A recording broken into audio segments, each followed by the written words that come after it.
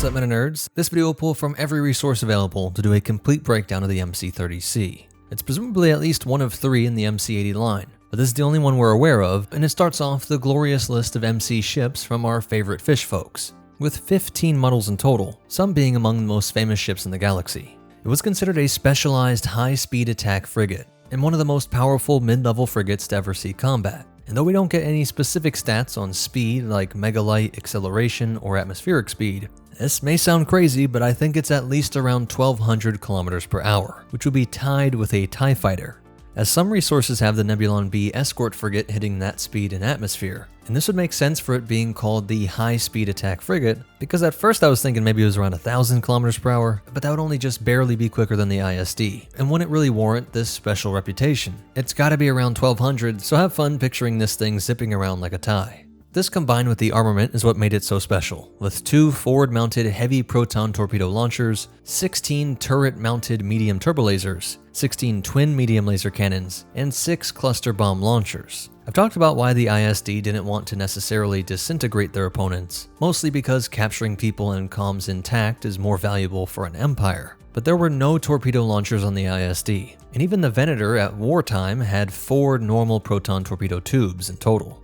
So the actual explosive payload that could be delivered is far greater on this much smaller ship. The 16 turbolasers and medium lasers are incredible as well. Probably no point defense because this thing was built for hit and run and is faster than most bombers, most starfighters in general actually.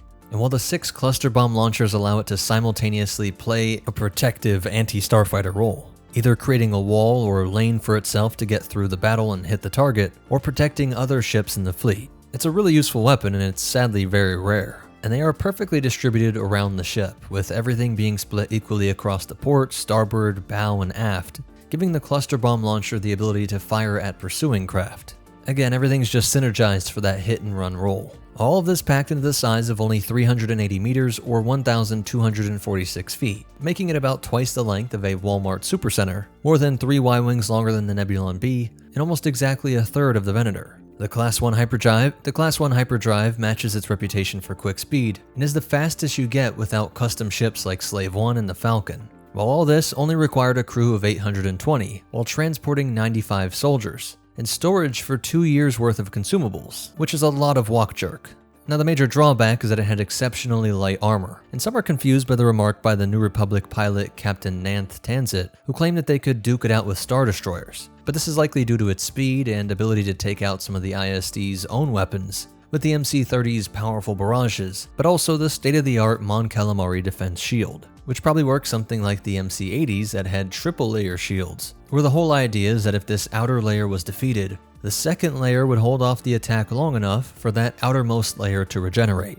If this was disabled abruptly by the sheer volume of fire or specialized ion weaponry, then it was turned into space debris in just a few seconds. This is why they all operated on a tight timeline for attack runs, or when in transit they were always part of a larger fleet, and used the cluster bombs to break contact and ensure that they were never taking too much fire at once. When their fleet was in space combat, it would use its turbolasers from long range before closing into medium range to unleash its proton torpedo launchers. And while this strategy carried risks, it would reinforce its forward shields to guard against counterattacks, simultaneously deploying cluster bombs and targeting starfighters with precise bursts from its laser cannons. When faced with bomber threats, the frigate adopted a defensive approach, maintaining balanced shield coverage over the entirety of the ship, and using coordinated laser fire in groups of 3 to 5 to effectively neutralize the attackers. Now all of this only cost 9,500,000 credits, which scales with most other frigates, but for all this weaponry, speed, and shields, it's a great deal, and it's about 1/5 the cost of a Venator. And quick shout out to KikiGrotto.com, everything you buy here helps support the channel, they give us a percentage of it. They have tons of amazing things. These are not official Legos, but that allows you to save on cost and have a ton of different really unique creations. Obviously Lego's never going to do military type things, and there is a ton of different options from real wars based on real vehicles, weapons, artillery pieces, stuff like that. My cart has a ton of cool things. I got amazing space things. This city of Athens is amazing, 1 foot wide, 8 inches tall. Really cool stuff. The only thing with this site, don't want to be the Grinch and ruin your Christmas, be sure to check the shipping times. They do have really kind of lengthy shipping times. but I think it's worth the wait. The builds are solid. I have a ton. There's a bunch back there too, and a ton more I plan on building. So be sure to check them out using the link down below and you'll get 10% off. Thanks again, Kiki Grotto. Following the invasion of Mon Cala and the escape of the Mon Calamari Exodus fleet, additional city ships from Mon Cala managed to flee during the aftermath of the initial assault. Among these were several MC30c frigates, which were retrofitted for combat and integrated into the Alliance to restore the Republic's naval forces. These frigates became a core component of the central fleets used by the Alliance in its struggle against the Empire. And during the Battle of Zorn, 2 of them played a pivotal role as part of the Allied Armada. This occurred in the later stages of the Galactic Civil War, and pitted an Imperial naval task force against an Allied coalition comprising Rebel Alliance forces, Old Mandalorians, and residents of Foundry 4. As reinforcements, the Allied Armada had 2 MC-80 Liberty-type heavy star cruisers, at least 1 MC-30c frigate, a GR-75 medium transport, 5 other starships, and 6 fighter wings. And with all this firepower, they were able to secure a victory at Zorn. We don't get much details on them escorting this COMPELTE class, and one of them was attacked by Onyx Squadron and their TIE defenders. The 30C would remain a component of the New Republic's fleet during the ongoing conflicts after the Battle of Endor. At least one of them took part in the Battle of Jakku, which can be seen as the final engagement of the Galactic Civil War, and the official end of the Empire.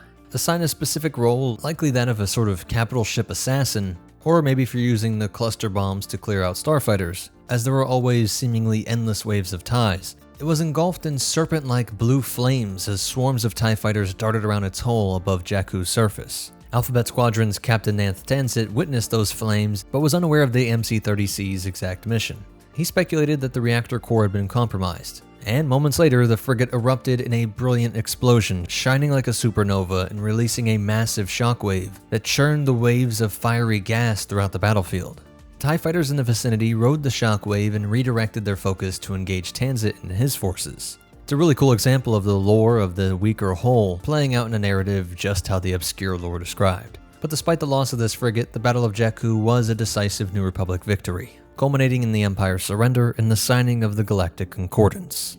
That's it for the breakdown, and as for behind the scenes facts, it made its first appearance in Star Wars canon through the 2016 supplement book Friends Like These for the Star Wars role-playing game. But it was just the image of the ship. It would only be officially named in 2020 in Starships and Speeders, though it originates from concept art from Joe Johnston for the Mon Calamari Rebel Cruiser, drawn up for Return of the Jedi. And those designs would eventually be used in the 1997 game Jedi Knight Dark Forces 2, and gets officially named in Forces of Corruption, the expansion for Empire at War, released in 2006. It's just fascinating that such an obscure ship had such an impact. In 2023, Benjamin Last confirmed that the MC30C frigate in its concept art influenced the design of the Defender-class cruiser, which was seen in the live-action Ahsoka show. If you made it this far, please hit that like button. It really is the best way to help me out. Comment suggestions or future video. Comment your thoughts and suggestions. Subscribe to see more and check out these videos. I'm sure you'll like them. But most important of all, remember, you can't go wrong with a Mon Cal ship, and the Force will be with you always.